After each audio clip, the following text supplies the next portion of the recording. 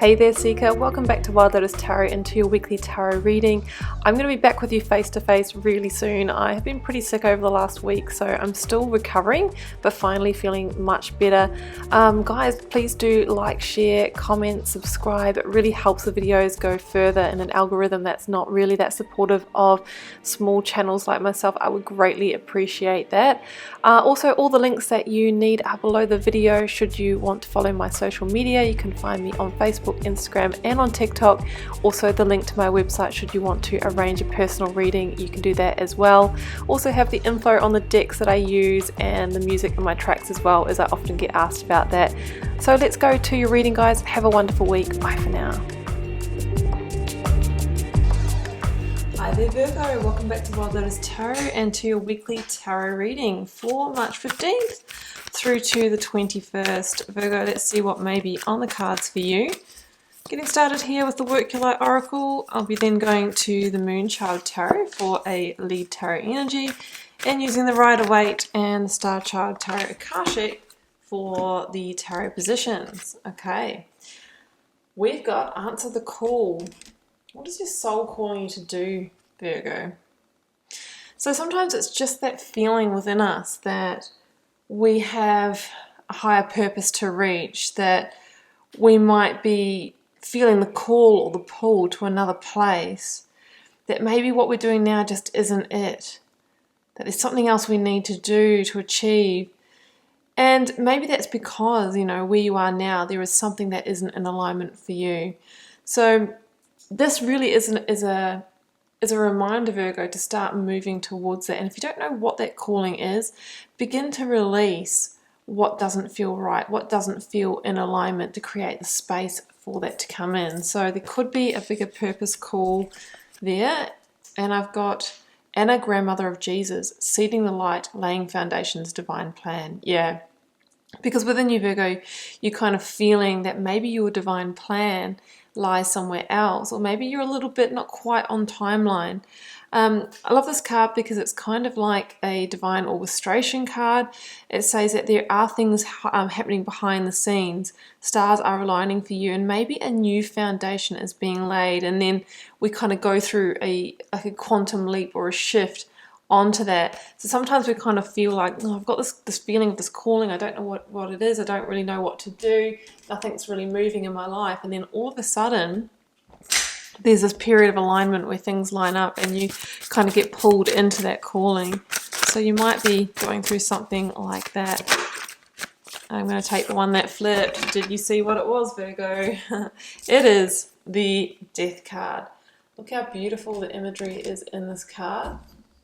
You can see in this particular Death card from the Moonchild Tarot, it's really showing a metamorphosis, a rebirth, a transformation. So maybe that's what you're going through in your life. Traditionally, the Death card, which is Scorpio in the Major Arcana, number 13, is really about releasing or purging or allowing to perish what doesn't serve you anymore. And through doing that, we create the space for the new, to welcome in the new. And we're asked to surrender to that process. I always talk about the seasons when I see this card. You know, you might have heard me say it before if you're a regular watcher, that everything in our life, whether it is a relationship, a job, or sometimes even, you know, living in a certain place, when it's new, we kind of go through the honeymoon period, right? The period of growth, and then when it's at the peak and it's kind of returning to us exactly what we need, and it's feeling really good. But eventually we reach the fall and in the winter where it kind of dies down. Maybe there's not enough challenge there anymore. Maybe it just becomes what we know very well. And we kind of have that decision. Are we going to plant new seeds there to go around for another cycle of seasons, or are we going to take those seeds elsewhere?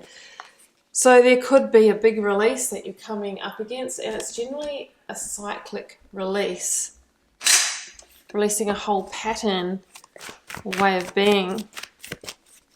Virgo, let's go to the tarot, beginning here with the energy of the recent past. Energy is leaving, completing, or transitioning in your life. If this is your reading, the Star. Did I say at the start of this reading, the stars are aligning? That is Aquarian energy in the major arcana. Okay, planting new seeds. Knight of Pentacles, currently focused energy. Let's get out the outcome, please. Result or outcome, Queen of Cups, Cancer for me in the minor arcana. Page of Wands. Quite a few court cards. They are the people cards, guys. In the tarot, they can be people in your life. They can also, they each have their own characteristics, which we'll go through. The moon, that is Piscean energy here. The King of Swords, just to add another court card, guys.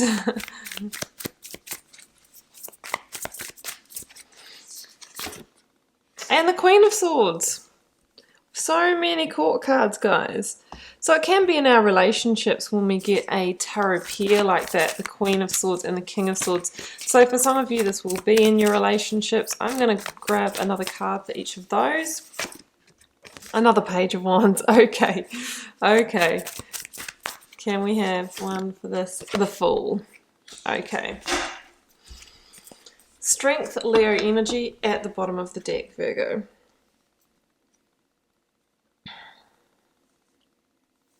So I'm kind of feeling, Virgo, that many of you may have already gone through the release. Doesn't have to be that. It could be upon you, but I'm just sort of feeling here, you know, we're going straight in with the star and the moon here. So the star is very much a healing kind of energy, rebirth, recalibration, emotional healing and processing. You can see this character here as like literally tipping out the emotions of the past, emptying out your vessel so that you can invite in the starseed energy here, which is actually the Fool. So it's like clearing the slate here.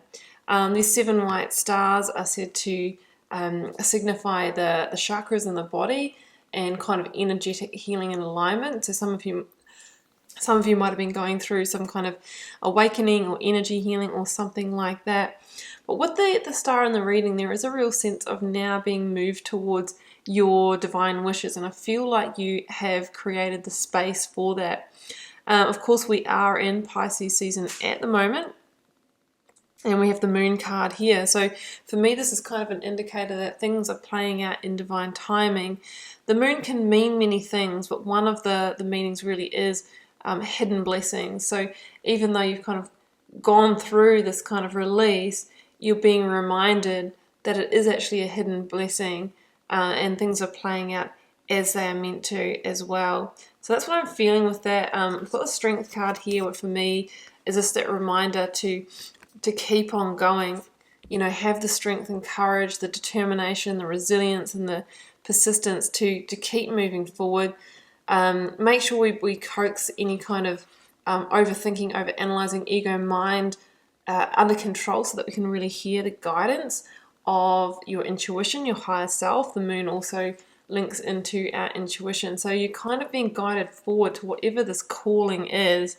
You're kind of going through a slate clearing and then discovering that the moon is also the energy that it's about the subconscious mind, right? So the subconscious mind, there could be, whatever the calling is, there could be that could be coming through in your dreams and your visions. So you might be discovering that from within. So definitely pay attention to that.